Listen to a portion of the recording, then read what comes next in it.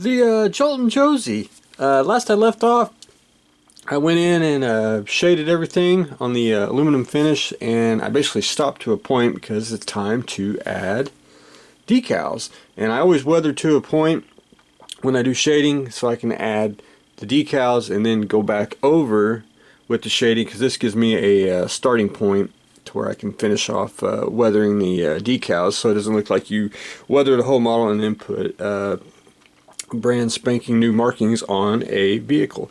But I did get the bars on this side and the other side and on one of the wings, and then when I do decals I only put a few on at a time and then walk away. Then I come back and put on a couple more. It's just easier that way, and you won't get any on your hands or have a problem. But anyway, working my way basically the wings, and then work my way up to the fuselage so I can add the Joltin Josie decal. The B1 started putting on the Wolfpack decals. These are excellent. I mean, they are not thick, they are not thin. When you put them in the water, they just basically come off the sheet. Just fantastic. I just high praise for the Wolfpack decals.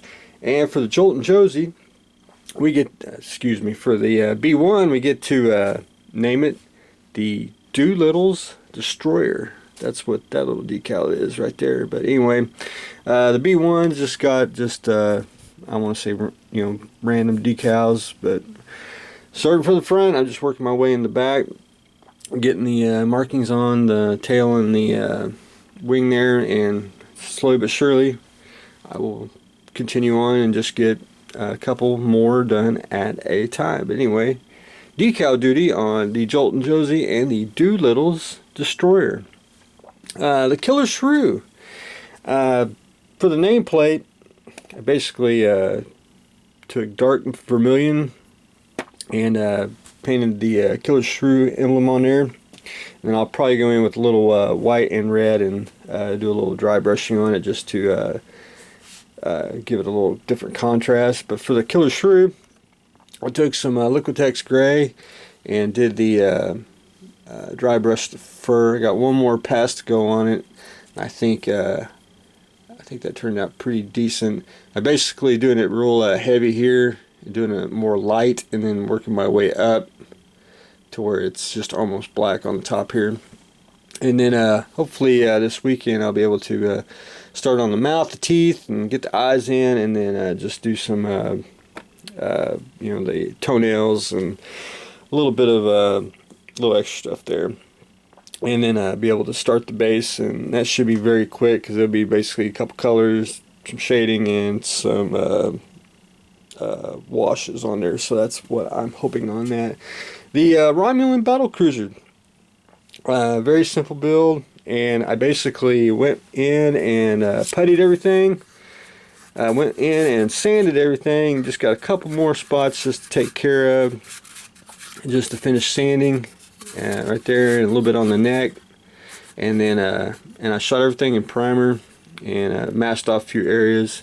And then this is basically going to be a greenish color. And then but I haven't decided really what green, and we'll figure it out. So more on that later. That's just one of them simple fun projects, and don't want to turn it into a a nightmare job. But anyway, more on that later. The monitor, I got to put the flag on. I'm almost done. I'm going to try to finish it off probably Sunday, because I want to go back in with some grays, finish up the hull. I don't know if you can actually see it on the side here.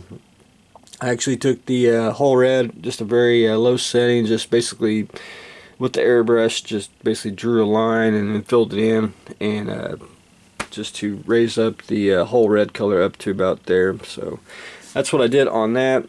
I got to add the flag, and I was told by Flagship Models that I had the wrong anchor in the kit. So they sent me the new anchor, which is a photo etch anchor. And I'll tell you, the customer service, fantastic. So if you ever when you order from Flagship Models, if something's wrong, contact them and they will take care of you. So I'm going to try to get that cut out this weekend, attached to the monitor's hole, and get it painted, and then try to finish it off so I can get it off the bench and take pictures of it. A lot of people asking me on the canopy if I was going to put it on. For right now, we're going to do it this way, and later on we may need it with the canopy attached on it, so you can see pictures of it that way. And you don't necessarily have to have it glued on. I can always make like a jig, glue all the canopy parts on, and assemble the canopy, and then be able to have the canopy basically removable. It's what my game plan is on that. But anyway, we'll jump on that when the time arises. I will start the landing gear version of this very soon, once I get a little more desk space cleared off, and that'll be fairly pretty quick and easy, and I'll show everyone that once we get started on that. The Tacom tadpole, I have to say, it is a really fantastic kit. I've just got a few hours invested in it. It goes together really great. I mean, it goes pretty quick. Really no complaints. Not really any fit issues. There is a couple places, like right about here, if you can see, and that's just for me. There's a couple steps in the instructions which I should have, I think needs to be before you actually put the hole together, and I'll show everyone in just a minute. Really no seam, very little putty, and it's just basically to square off some of the edges that I couldn't get squared when I assembled it. But actually it's a pretty solid, just a solid build. Road wheels go together pretty good. My only really complaint I have is when you start cutting off the parts off the tree, you have to basically sand off the nubs, but that's just I mean, about the only deterrent. It's just going back and finishing cutting them off, I mean sanding them off. But no flash, no nothing. I mean, fit is just fantastic. The Magic Track is it goes together really fast. The only time consuming thing is just actually just doing it, but it does work, and really nice. I started doing 2 sections so I can start putting the track on, and just working my way on it while I let the tank dry. Thing on the instructions, basically this part, which is step 42, attaching the hole, you basically do it in 3 sections. I think you really need to add the hole,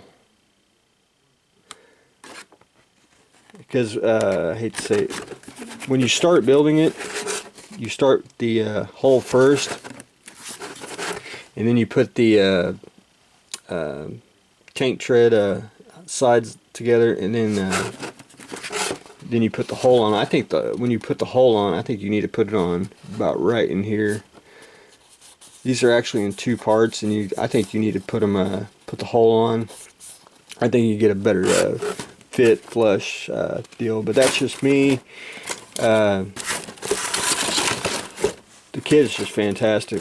So I'm looking forward to getting the sides on, and then be able to get the ODG base and start playing around with that. But anyway, that's what I got going on today. I'm messing with the tadpole, getting close to finishing up the monitor, the D7 in the sanding primer stage, painting the Killer Shrew, decaling the Doolittle's Raider Destroyer, and putting decals on the Joltin Josie.